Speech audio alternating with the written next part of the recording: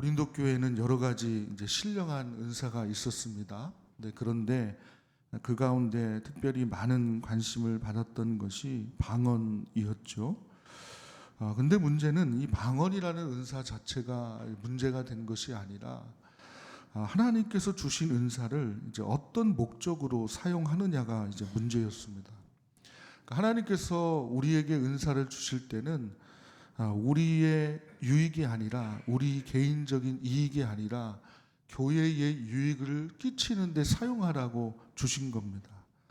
그런데 어떤 사람들은 그것으로 자신을 드러내려고 했고, 또 다른 사람에게 유익을 주기보다는 자신이 얼마나 영적인 사람인지를 이제 보여주려고 이제 했다는 겁니다. 자, 그래서 오늘 본문을 보면 이제 지금까지 이제 성령의 은사를 이제 어떻게 사용하는지 여기에 대해서 이제 말씀을 하다가 갑자기 이제 논지를 돌려서 지혜와 악에 대한 말씀을 합니다. 지금까지 이제 성령에 관한 말씀을 계속했잖아요. 성령의 은사에 관한.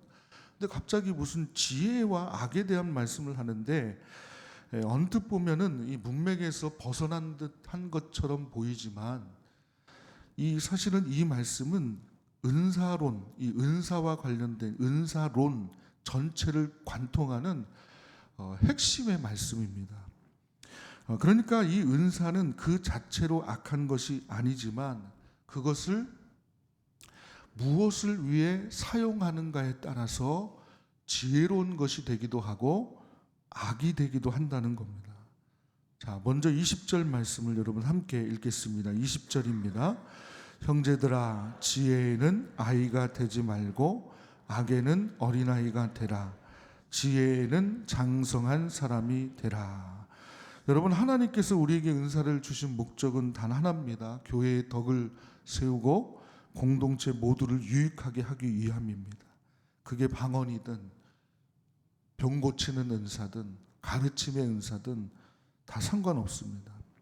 그렇기 때문에 우리가 먼저 분명히 기억해야 될 것은 방언을 많이 하고 신령한 은혜를 많이 체험하고 중요한 직분을 맡아서 우리가 교회에서 이렇게 봉사를 한다고 해도 그것이 그냥 자동적으로 성숙한 그리스도인이 되는 것은 아니라는 것을 우리는 먼저 알아야 합니다. 오히려 하나님께 받은 것을 자기 자랑을 위해 사용한다면 그것은 오늘 본문의 표현대로 아직 어린아이와 같은 신앙일 수가 있습니다. 그래서 바울은 지혜에는 장성한 사람이 되라 이렇게 지금 권면하고 있는 겁니다. 오늘은 이 본문을 통해서 지혜에 장성한 사람은 어떤 사람인지 함께 세 가지로 말씀을 나누도록 하겠습니다. 첫 번째로 지혜에 장성한 사람은 하나님께서 주신 은사를 바르게 사용하는 사람입니다. 자, 저를 한번 따라하겠습니다. 하나님께서 주신 은사를 바르게 사용하자. 네. 자, 오늘 20절에 다시 보시면 악에는 어린아이가 되지 말라 이렇게 말씀을 하죠. 악에는 어린아이가 되라 이렇게 말씀을 합니다. 우리는 이제 보통 악이라고 그러면 칼을 들고 남을 해치거나 사기를 치거나 또 끔찍한 범죄를 저지르는 것만을 생각을 합니다. 그렇기 때문에 우리 중 대부분은 나는 그런 악과는 거리가 멀다 이렇게 생각을 할 수 있습니다. 자, 그러나 여러분, 그리스도인들이 신앙생활하면서 빠지기 쉬운 가장 치명적인 악이 있습니다. 그게 뭔지 아십니까? 자, 저를 한번 따라합니다. 하나님을 이용하는 악. 네. 하나님을 이용하는 거예요. 이게 뭐냐 도대체. 설마 어떻게 하나님을 이용할까 이렇게 생각하는데, 여러분, 하나님께서 모두에게 유익을 주라고 주신 은사 있잖아요. 그러니까 이 은사를 자기 자신의 이익과 명예를 위해 사용하는 거. 그러니까 하나님의 뜻대로 사용하지 않고 하나님의 것이잖아요. 은사는 내 게 아니에요, 사실은. 그죠? 하나님이 주신 거잖아요. 그런데 그 하나님의 것을 이용해서 자신을 드러내고 자신의 이익을 위해 사용한다면 이거는 하나님을 이용하는 악인 거예요. 저는 이것을 한 예를 하나 좀 들어보겠습니다. 한국 교회에 사실 현대 한국 교회에 가장 이제 사회적 물의를 일으킨 사람이 있는데 우리 성결교회하고 연관이 되어 있습니다. 여러분 아마 들어보셨을 거예요. 만민중앙성결교회 이재롱 목사, 여러분 기억하십니까?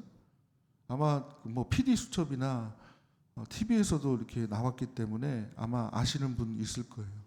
모르시는 분은 나중에 집에 가셔서 한번 검색해 보세요. 이재롱 목사. 근데 이분이 그 출신이 서울신대 출신이에요.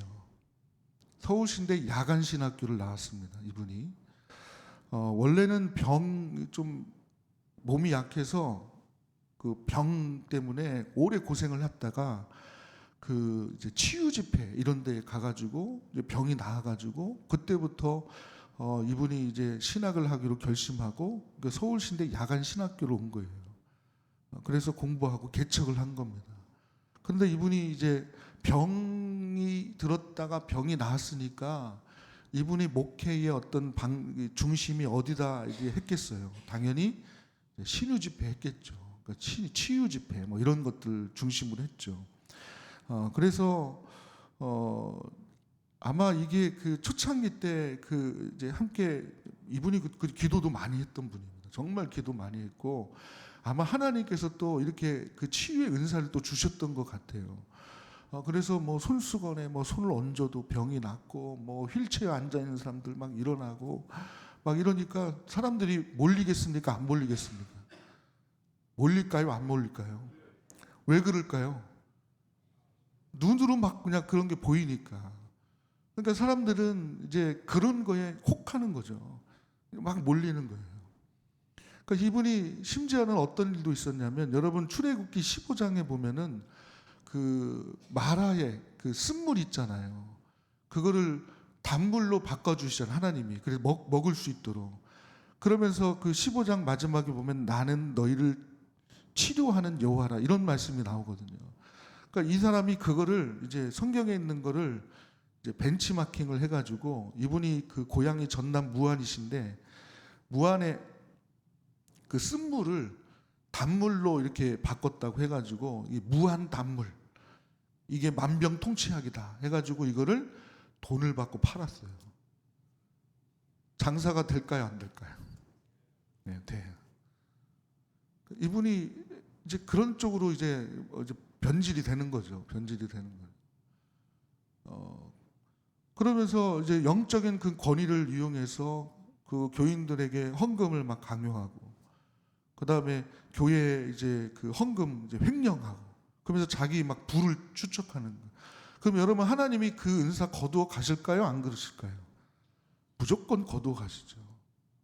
그러니까 이분이 이제 무리수를 두는 거예요. 막 조작을 해요. 휠체어 앞 그 돈 주고 휠체어에 타게 한 다음에 팍 하면 일어났다고 막 그러고, 그리고 그 아마 뉴스에도 나왔을 거예요. 뭐 이렇게 비춰가지고 한 성령의 빛이 내게 여기 임했다고 이렇게 하고 다 조작한 거죠. 조작하기 시작한. 그리고 심지어는 이 사람이 이건 충격적인 거죠. 그러니까 하나님의 명령이야 이거는. 그 영적인 권위로 하나님의 명령이라는 그 명목으로 그 여성 성도들을 성폭행합니다. 상습적으로 그것도. 그래서 결국은 그게 이제 들통이 나가지고 대법원에 그 2019년이죠. 징역 16년형을 확정을 받아요. 그래서 수감을 하다가 이분이 대장암 말기에 이제 판정을 받고 투병 중에 사망을 하게 되죠. 그러니까 은사가 개인의 사욕과 성범죄로 전락한 아주 끔찍한 악의 표본입니다. 악. 이게 악인 거예요. 여러분 악에는 어린아이가 되라는 말씀이 무엇이겠습니까? 왜 악이라는 표현을 썼을까요? 그만큼 은사가 개인의 사욕으로 쓰여지면요, 그게 악한 행위가 되는 거예요. 그래서 악에 대해서는 아이처럼 순진하고 깨끗하라.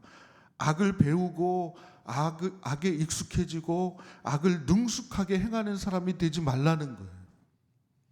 하나님의 것을 가지고 나를 높이고 하나님께 받은 것으로 그것을 다른 사람들에게 봉사를 해야 되는데 오히려 사람들 위에 서려고 하는 거, 이것이 우리가 두려워해야 될 부분입니다. 그래서 신앙의 성숙은요, 얼마나 많은 것을 받았느냐가 결정되지 않는, 그걸로 결정되는 게 아닙니다. 하나님께 받은 것을 어떻게 사용하느냐, 거기에 따라서 장성함과 성숙을 보여주는 기준이 되는 것입니다. 그 다음 두 번째로 지혜에 장성한 사람은, 자, 저를 또 따라합니다. 예언의 사람이다. 네, 그러니까 예언의 사람은 제가 수차례 말씀드렸죠. 자, 예언은 뭐라고 그랬어요? 여기 옛자가 미리 옛자가 아니라고 그랬죠?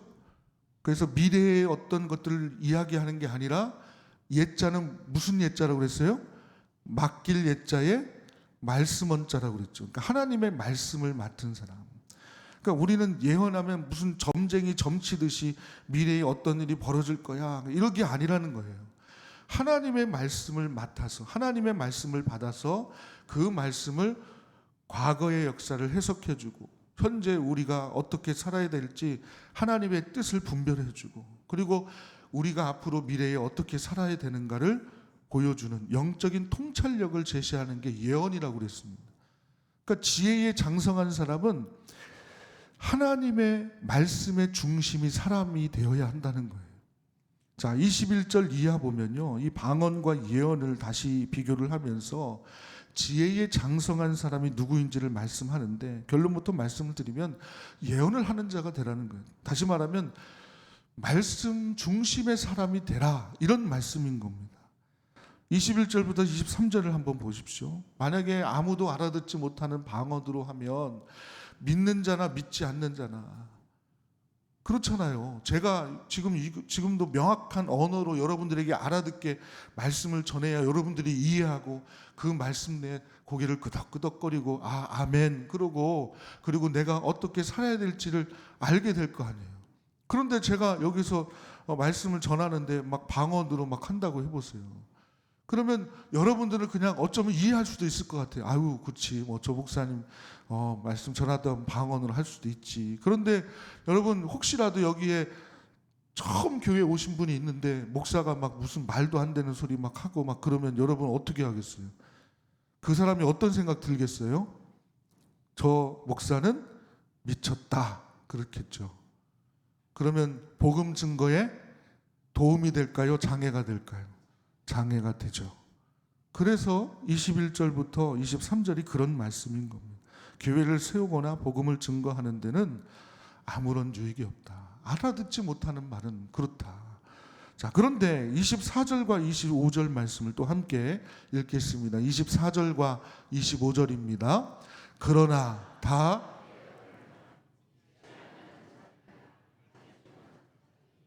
모든 사람에게 책망을 들으며 판단을 받고 그 마음에 숨은 일들이 드러나게 되므로 엎드려 하나님께 경배하며 하나님이 참으로 너희 가운데 계신다 전파하리라. 아멘. 그러나 만약에 모두가 예언을, 하나님의 말씀을 맡아서 그 말씀을 올곧게 잘 전하면, 누구나 알아들을 수 있는 말씀을, 하나님의 말씀을 전하면 그 말씀을 정확하게 듣고 그것은 믿지 않는 자나 초신자나 모두가 그 말씀 안에서 놀라운 영적 변화를 체험하게 된다라는 그런 말씀입니다. 하나님의 말씀을 우리가 들으면 그 말씀이 우리를 막 찌르잖아요. 그러니까 사도행전 2장 37절 보면 베드로가 하나님의 복음을 막, 그리스도의 복음을 막 전할 때 많은 사람들이 마음에 찔렸다고 그랬어요. 마음에 찔려가지고 우리가 어찌할꼬 그러잖아요. 그러면서 그 날에 변화된 사람들이 얼마나 많이 변화됐습니까? 하나님 말씀이 우리 안에 우리를 마음을 막 찌르는 거예요. 우리 책망하는 거예요.